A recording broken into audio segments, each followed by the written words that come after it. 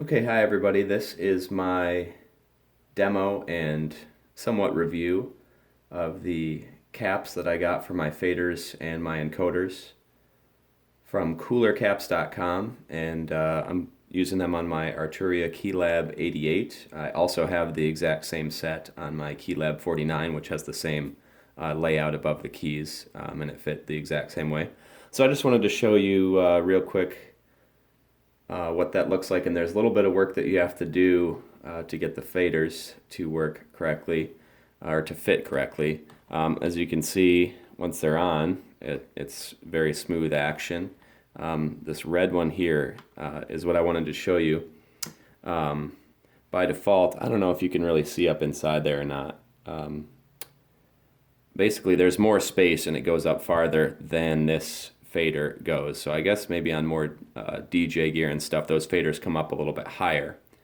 And so if you just put it on here, it actually seems like it fits pretty well, and that's what I did at first. But then I was noticing as I'm pushing, it's actually touching the base underneath here, so it kind of gets stuck. And then since it's not going all the way up, sometimes if you pull from the top, it comes, as you push and pull, it gets looser and looser until finally it pulls off.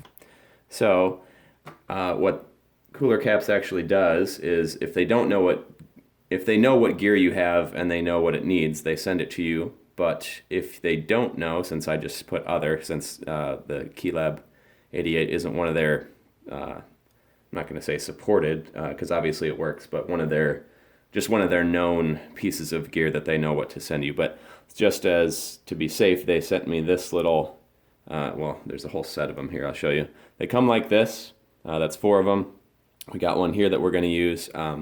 I screwed this up a couple times, and so I had them send me some extras, which they did very nicely. And so this is going to go up inside here to basically fill all that space, and then the actual part of the fader that sticks up is going to go up in between these 2 little flaps here. And so then it's going to be a much more solid fit. As you can see here, they don't start to pull off at all like this other one did, and there's just enough space at the bottom that they're not dragging against the actual base of the keyboard. So in a minute here, I'll show you how to do that. Let's talk about the encoders first of all. These are the large size. The small size would also work. The extra large size would not look so good. Let me show you here. Here's an extra large, and they sent me one of these for free just to test because I wasn't sure which would fit better. So that was very nice of them to do when they sent me these extra fader spacers. So let me just show what the extra large looks like. If I can get it on here. Can't quite get the angle right. Okay, there we go. So it sits pretty high up off the board. I don't know if you can see that from there. The shadow makes it harder to see. But there's a good,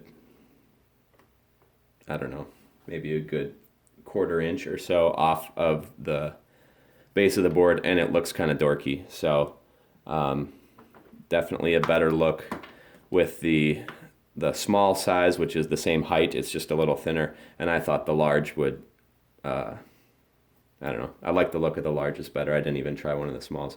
Here's the original. You can see the original faders, caps for the faders and the encoders are a little bit shorter, and they come in, since they have this little wider base, they look a little bit cleaner. You can't quite see it at that upward angle on the camera, but I can see just enough underneath. I can see the metal of the encoders, but it's not a big deal at all. No one's really gonna pay attention to that. And here's one of the original faders. These actually it was quite a shock how much bigger they were. You know, looking at those two. But, you know, I put these on for 2 days, and then now I go back to these and they look small. So it's, you know, to me, not a big deal, and there's plenty of space between them. And actually, sometimes I want to do 2 things at once, so this actually works a lot better.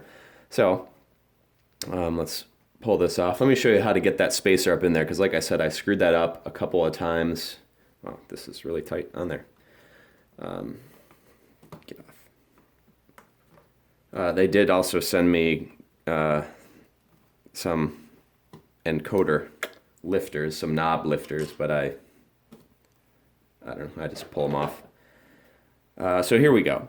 So if you just twist and pull, you can get off, but you'll get that little nub, that little excess plastic stuck on the top. So I used a scissors here, my trusty Home Depot scissors, and just tried to snip it as much of that nub off as I could.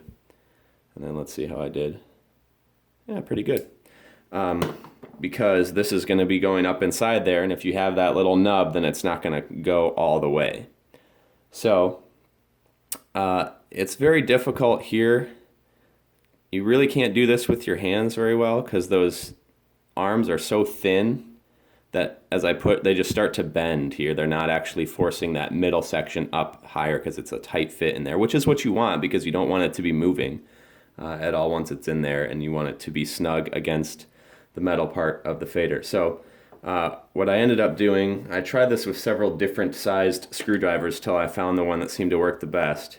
And this is from, again, my trusty Home Depot 23-piece precision screwdriver set. So basically you want something really small. I found that the second smallest one in here was the best. And put it in like this.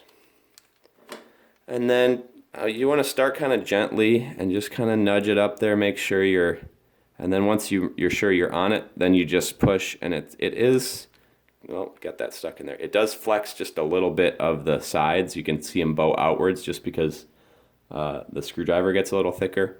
But as you can see, that went in there real nicely. Then I'll kind of just nudge these over to the side, make sure they're all the way to the side. And then we'll slide this one on like that. And then look at that, so smooth. Again, you want to be careful when you put that on because if you break one or something, I have no idea how you'd be able to get one out if it was shoved up there pretty far. So just be careful when you're doing that. But yeah, now it's smooth and it sits off. It's not going to pull off, and it sits off the base just enough that it's not going to be a problem. So yeah, I think that's about it. I'm very happy with the way that it feels, the way that it works on the both the Keylab 88 and 49. I have this set up, you can't really see my computer, but to control main stage on my MacBook Pro. And then I have the colors of the different instruments that I'm controlling and different effects mapped to the same colors here. So it's much easier for me. And then I use it at church, so a lot of volunteers end up using this, and then they can much easier know, oh, you know, for this song, purple is the strings, for the next song, purple is a lead synth, or, you know, however you want to control it. It's just, I find this really nice to have all these different colors. So really happy with my purchase. The quality seems nice. I got the rubber finished ones just because I like a little grip to it.